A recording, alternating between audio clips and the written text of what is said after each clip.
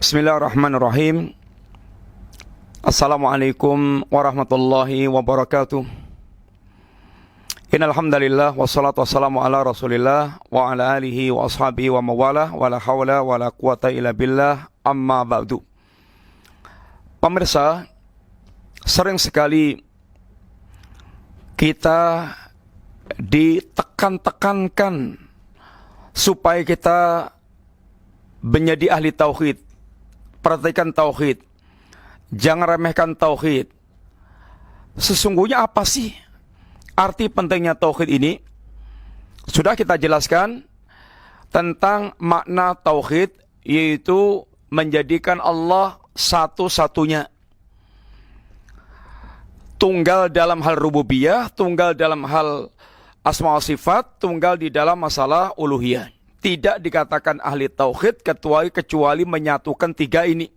Kalau hanya berkeyakinan tentang Allah saja, tapi tidak mentauhidkan Allah, menunggalkan dalam ibadah, maka tidak pula dikatakan ahli tauhid.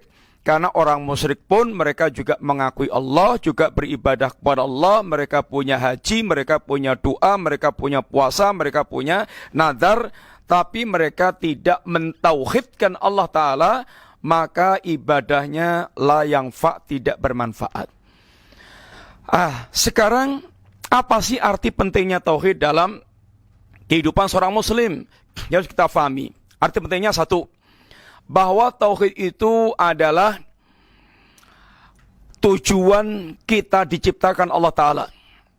Allah ciptakan kita itu bukan untuk menjadi menteri, presiden, pedagang, tentara, bukan menjadi konglomerat. Itu boleh semuanya. Tapi yang harus kita pahami, silahkan jadi konglomerat, presiden, jenderal, tentara, segala macam. Tetapi Anda harus ingat bahwa Anda adalah hamba Allah yang punya kewajiban bertauhid. Jangan sampai pengen jadi pejabat, pengen jadi penguasa, tapi malah musyrik untuk mendapatkan jabatan, kekuasaan, kekayaan, dan semisalnya itu. Ini seperti yang Allah tegaskan, wa ma khalaqtul jinna wal insa illa liya'budun. Tidaklah aku ciptakan jin dan manusia kecuali dalam rangka beribadah kepadaku, yang makna ya'buduni ay liwahiduni, kata Ibnu Abbas, supaya kita mentauhidkan Allah. Karena tidak setiap orang yang beribadah kepada Allah mereka mentauhidkan Allah. Orang musyrik itu beribadah kepada Allah, sholat ini, berdoa, berhaji, talbiyah, tawaf, nazar, puasa, tapi mereka tidak mentauhidkan Allah Ta'ala. Muspro. Yang kedua, arti pentingnya tauhid, bahwa Allah Subhanahu wa Ta'ala ketika mengutus Nabi dan Rasul itu untuk urusan yang sangat besar. Untuk urusan yang sangat besar. Dan Nabi dan Rasul dari pertama sampai terakhir, mereka ini seruan dasarnya sama, yaitu seruan untuk mentauhidkan Allah Ta'ala.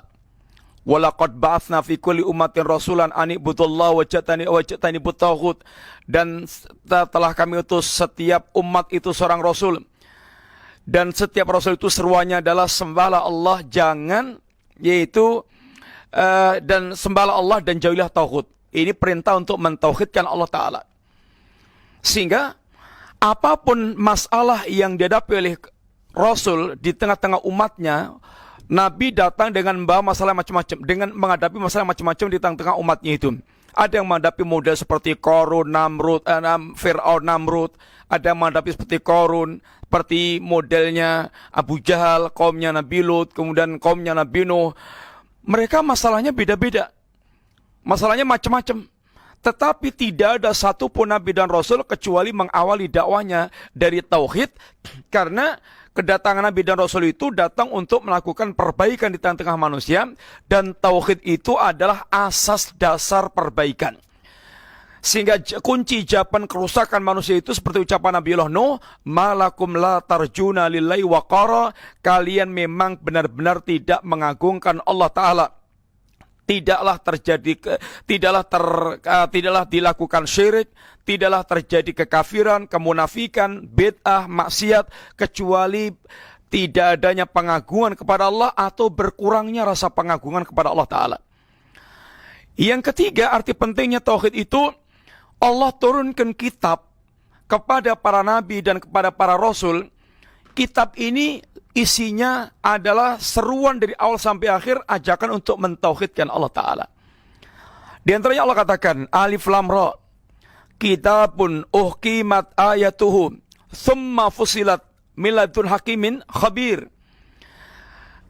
Alif Lam Ra, kitab ini, Al-Quran, disusun oleh Allah dengan rapi, lalu dirinci. Ini datangnya itu bukan dari filosof, bukan dari pemikir, bukan dari hasil musyawarah sekelompok orang, tapi miladun hakimin khabir, dari zat yang maha bijak, yang maha tepat dalam bertindak, dan ilmunya itu mengetahui segala-galanya detail. Allah ta'budu illallah. Lalu seruan berikutnya apa? Jangan kalian beribadah kecuali hanya kepada Allah Ta'ala. Sehingga Al-Quran turun itu dalam rangka mengajak manusia, menggiring manusia, mengajarkan manusia untuk bertauhid, mentauhidkan Allah Ta'ala. Yang keempat, wala' wal bara', loyalitas dan kebencian, loyal dan permusuhan, ini ditegakkan itu bukan karena urusan bisnis, bukan karena urusan dagang, bukan karena urusan pekerjaan, bukan karena urusan kesukaan dengan sesuatu, tapi berkaitan dengan tauhid. Dengan tauhid. Apa kata Allah SWT dalam berkaitan ketika mengatakan tentang Ibrahim? Ini laqad kanat lakum uswatun hasanatun fi Ibrahim walladzina ma'ahu id qalu liqaumihim inna bura'a'u minkum wa mimma ta'buduna min dunillah kafarna bikum wa bada bainana wa bainakumul adawatu wal baghdau abadan hatta tu'minu billahi wahdah. Dikatakan bahwasanya Allah katakan, sungguh telah ada contoh yang terbaik bagi kalian pada pribadi Nabiullah Ibrahim dan para nabi yang bersama beliau ketika menegaskan para kaumnya bahwasanya kami berlepas diri dari kalian.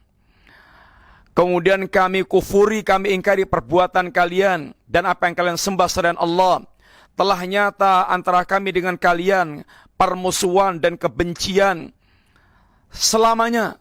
Sampai kapan? Sampai kalian hanya beriman kepada Allah saja, ini bertauhid kepada Allah Ta'ala. Sehingga ditegakkannya permusuhan, kebencian itu kan urusan tauhid, bukan urusan yang lain-lainnya.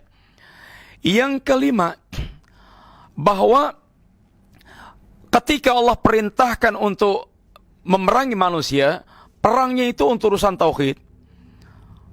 Waqatiluhum hatta la takuna fitnah wa yakunu dinu kulluhu lillah. Perangilah mereka sampai tidak ada fitnah, yaitu kesyirikan, dan agama itu semuanya total milik Allah Subhanahu wa taala.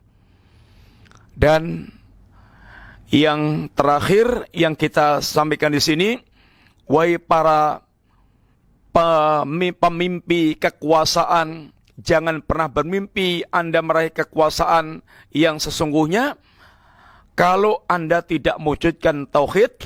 Karena Allah katakan, yaitu wa'adallahu alladhina amanu minkum wa amilus salihat.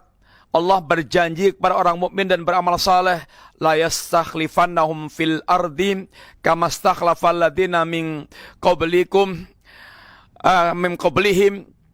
Kata Allah telah berjanji kepada kalian dan orang-orang mukmin yang beramal saleh, benar-benar akan kami berikan kekhilafan kepada mereka ini seperti Allah memberikan kekhilafan pada orang sebelum mereka.